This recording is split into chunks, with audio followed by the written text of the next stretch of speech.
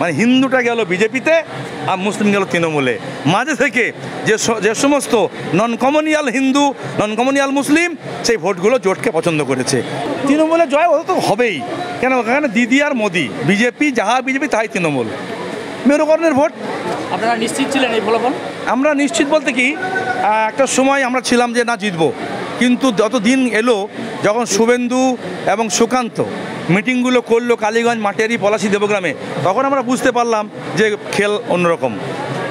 এখানে ভোটটা ভাগ করে দিতে এসছে এবং সেটাই ফলপ্রসূ হয়েছে। সংখ্যালঘু সংখ্যাগুরু, হিন্দুদেরকে একটা সাইড করে দিয়েছে, মুসলিমদের সাইড করে দিয়েছে। তাই যদি না হয় কালীগঞ্জে 1 লক্ষ Hindu voter, 62% Hindu vote pole হয়েছে, 52,000 ভোট পাচ্ছে বিজেপি একা। বলুন তো, পোল ভোট অফ হিন্দু কত পার্সেন্ট পেল বিজেপি? দেখুন 90% প্রায়।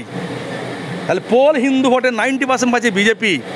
এবং মুসলিম ভোটটা যেহেতু 1,52,000, তাদের ভোটটা পোল হয়েছে 80 অ্যাবাভ, এভারেজ পোল হয়েছে 73.36।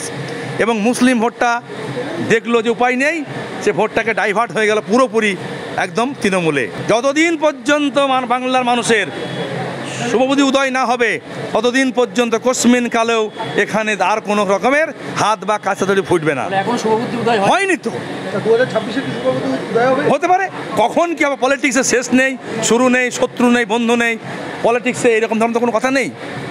কবে বলা মুশকিল, আজকের পরেতেই হতে পারে, আজকের পরে মানুষ শিক্ষা নিতে পারে।